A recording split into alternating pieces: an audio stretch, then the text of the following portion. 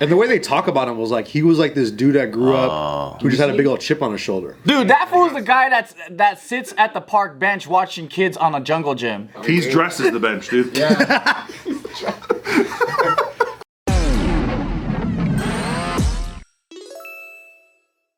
So, you guys hear about this Nickelodeon documentary? I heard about that. Quiet on Set. I did hear about it. Didn't it drop already? I watched the first episode with my wife. They finished the whole thing. It's big news, huh? Are they finally going to do a whole conspiracy on the whole splat thing and then the gook thingy? The gook thingy? And that's a separate episode for Joe that, specific. That is not what this is about. Yeah. No, they actually do talk about that. Because I heard the slime wasn't real. Well, they were talking about how like every punchline in every TV show that this guy Dan Schneider was on was a jizz shot, like a cum shot. So part of that, right? So real quick, just to That's crazy. He has Greene cum. No, well, like the punchline of a joke would be like, someone got fucking honey on their face and it looks like a cum shot. Like, and it's with kids and people are like, we're gonna get to that. Real quick, just to so if you don't know, it's basically about how on the set at Nickelodeon there was all kinds of weird sexual harassment going on, and like specifically with kids, and inappropriate commentary around innuendo as hell. And there was like sex offenders that were hired, right? For the sex offenders that were hired. Also, Drake Bell, who was from the show Drake and Josh, he was like graped by a guy who used to work for Nickelodeon. But did they massage him and go Nickelodeon? Did they sing it though? Yes, they definitely did that. Yeah, But in that whisper form. But it didn't make it okay. Yeah. But they were doing it in front of everybody. I used to be so jealous of people who had cable TV because they were able to watch Nickelodeon and I wasn't able to watch it, so I had to go over to the house and pretend like we're friends so we could watch it. I think that's in the documentary. Yeah. They talk about that. I think they talk about the kids who were using the other kids for cable. So that was the lighter side of the documentary. So I'm going to show you guys a little compilation. So what did they do to the Rugrats though? Did they touch them? They didn't touch. Nobody touched the Rugrats. No interviews from the Rugrats. Did you say that this stuff happened in front of other? This stuff was happening in front of other adults, producers. Everybody was around. Everybody was chill with it because everybody kind of wanted to get paid because this dude was like the so top there's dog. Get their fucking names and cancel them. So there's one main perpetrator? Is there one main perpetrator that's like committing all these like assaults? There's a couple, right? So Dan Schneider is the producer who was he was close with Amanda Bynes. He actually discovered Amanda Bynes, right? He picked her up at a fucking one of the comedy clubs. She was doing a set. She was like 12. I don't know how that I didn't get to watch the whole documentary. So they wanted to go check out this 12-year-old doing stand. And then he's like, let me get in a jacuzzi with her. Yeah, he gets in a jacuzzi with her at one point for the show, right? He just put himself in a lot of positions where he could be close to her at all times. And even members of the All That cast, which she joined initially, right? They talked about how when Amanda Bynes came in, all of a sudden all the attention was on her. And when they're doing stuff as a cast, like just doing regular things, Dan Schneider would be with Amanda Bynes writing in the back. Yeah. And now nobody knows like exactly what was happening there. Amanda Bynes hasn't come out about any of this stuff yet. So we'll see what happens. Because she's kind of had her own struggles, which people are now associating. She's had a rough life, man. And people are associating that with basically what Dan Schneider did and not knowing what we don't know. So. Damn. And she was like 12, you know? Yeah, man. She was 12. She was first signed with them when she was 10 years old. Do you think 10? 10. These guys that get into these positions, they're so passionate about their perversion that they like have to climb to the top, and like they have this dream of building like a playground where they're just like every day they could be around kids and shit. So you're saying there's a bright side to this? Yeah, I mean he pursued his passion. Well, it's like the people who join the clergy because they want to get close to kids and have power. Because they just can't wait to run that choir, you know. And it's I believe that's it's such a weird kind of strategy to work so hard toward.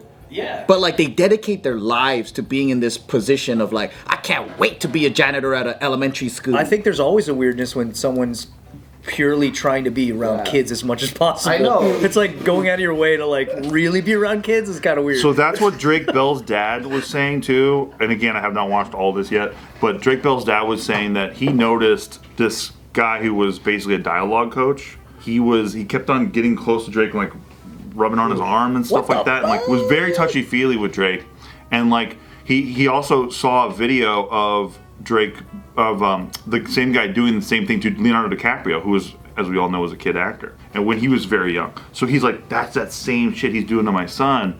And then basically, as the dad got more skeptical of this guy, he started asking questions. He's like, why is this guy always around my kid? And one of the people at Nickelodeon, a bunch of people at Nickelodeon were shaming him for that. They were saying like, hey, do you know he's gay and you're just probably homophobic?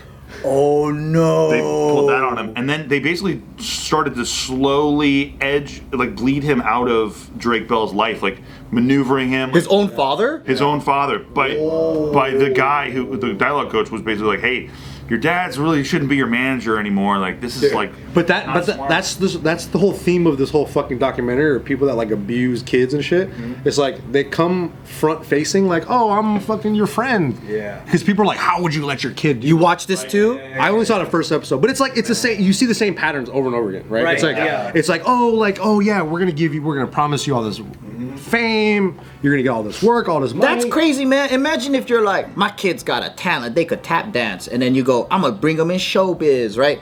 And then you just like, look at my adorable ass kid fucking tap dancing and shit, and you just want them to like crush it in their tap dancing art, not knowing that you're surrounding them in a room full of fucking predators. And they're always with adults. Shirley Temple, that's what happened to her. Shirley Temple. Yeah, I saw that interview. Yeah. She openly said it at Larry King or some shit, right? Yeah. And then like she was laughing about it, but it was What did just she like- say? She was definitely molested and all the. She said that her and her mom, well, the one that I watched is, she said her and her mom went to the station, and then they got split up.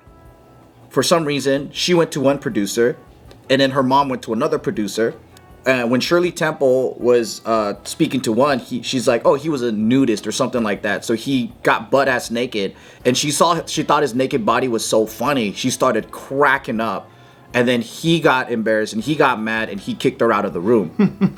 And then so on the car ride home, her and her mom bonded over something, but I think her mom actually screwed the producer. But she was laughing over that. On I think it was Larry King. I don't know, but it was an old school interview, and this was like in the 80s or 90s. She was just saying it openly and laughing about what happened. There's a lot of stuff on Shirley Temple, though, right? Lot. Yeah. They did some tough stuff. They did, but now we're and also real quick to wrap up the Drake Bell stuff, right? So he says that as the guy got closer to him, he basically became his manager. And then his dad, his mom and dad were getting a divorce, right? So his dad was like, dude, this is like a fucking second divorce. I'm gonna lose my son in this whole thing. Yeah, wow. And they were pitting, everyone at Nickelodeon was pitted against the dad. And then eventually the manager takes over, and then the dad is like telling the mom, he's like, whatever you do not let him be alone with that guy. Whatever you do.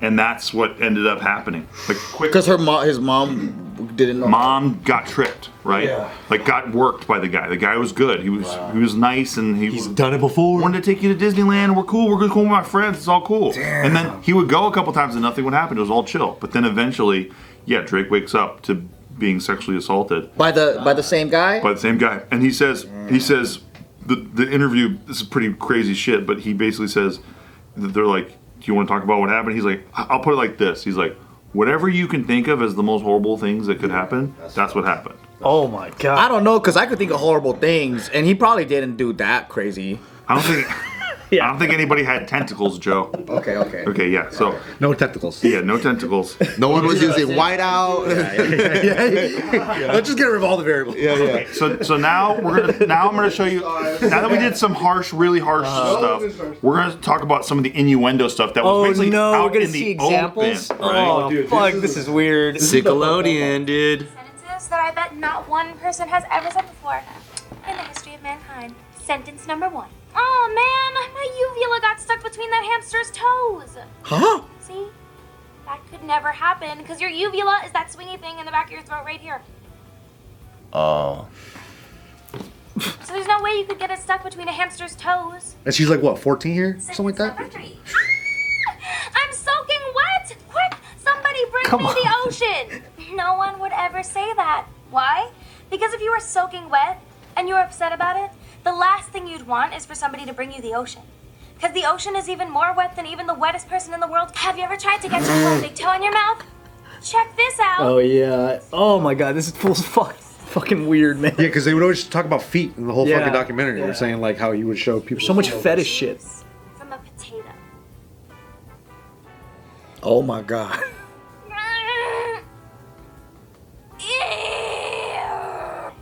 Does, What the fuck? does she have like a YouTube? Is that the premise? She has like a YouTube show or something? It's like a fake YouTube show. How old is this? I'm thirsty. What the fuck? How is this the This is fucking nuts, dude. This has been me in a video. Wait, she's supposed to be a kid? Cause like, She's like a teenage girl. She's supposed to be a teenage girl. Give up the juice. Dude, get the fuck out of here. Shit's fucking crazy. it reminds me of the Bobby Lee like green room rent, Yeah. the green screen. That's crazy. He's like, you're taking on these dragons. Get these dragons.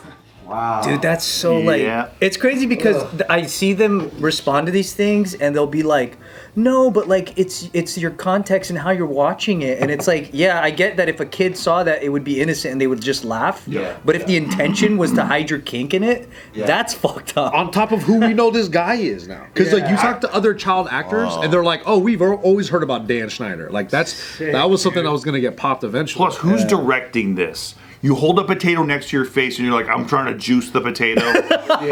You can juice a potato so many ways. I've always wondered if I could get a juice out of a potato. Now hold it next to your face and hold it with both hands. and scream a bunch. Are you kidding me, dude? Yeah, that's fucking crazy. How about this? Yeah. You can't do this? How about use like a press machine? The director's like, put it close to your face, honey.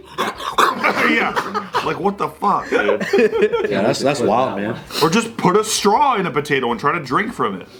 I guess maybe that would be fun. You're a good writer though. That'd be fun. That's so crazy. Yeah, you're better man. at it. But no, but it's not just the person who wrote that. It's the person who directed it. It's a lot of people. It's a bunch of people. The script supervisor's like, yeah, everyone's Right, just the like, showrunner, everybody's like Everyone's like, signing off on it. Yeah. Editors like, yep, clipped. Also, too, those guys were making so much money at that time. So it was such a machine where I was like, we're not gonna stop this fucking thing. Yeah. This is way bigger than your little dumbass. Like that's how they talk. Well, that's true. And if you did say something, right, you're getting killed by the machine. Is the guy still around? The Dan Schneider guy? Like, Dan Schneider's still alive, yeah. He actually just gave an interview, He's addressing about it. this? but he talked to a guy from iCarly who now works at the Hollywood Reporter. Yeah. So it's a weird interview. Yeah, it's really weird. It's really weird. Yeah. So it's like they're all homies? Yeah, he looks like. He looks exactly. He what you're looks like thinking of. them. He looks like He fits the profile. he looks like And the way they talk about him was like he was like this dude that grew up who just had a big old chip on his shoulder. Yo, he looks like he touches kids nonstop. nonstop. Nonstop. non-stop. Well, it's kind of true, no? Damn, man. Well, not anymore. Dude, that fool's the guy that sits at the park bench watching kids on a jungle gym. Like, that's that motherfucker. He's dressed as the bench, dude. That fool's trying to be a teeter-totter. 100%. That guy paints himself red and he lays at the bottom of the slide. I think that's the crazy thing is he hasn't been accused of himself actually physically assaulting any of the kids. There's a lot that we don't know yet because Amanda Bynes hasn't come out. Because it almost I haven't seems watched like the whole documentary It yet. almost seems like he found like a hack to not have to actually get his hands totally dirty. Yeah. There was some other like first like female kid actor who was like picketing outside of Nickelodeon back then because she was saying it, but nobody was like taking her serious. I don't remember who it was though, but I feel like she was talking about Dan. Dang. There's a lot of people who've been talking about Dan. There's a lot of people who have been defending Dan too. Really? It's really weird. Yeah. What does the defense say? Joey Lawrence, Joey Lawrence. I believe, and then Will Friedle. Who's that?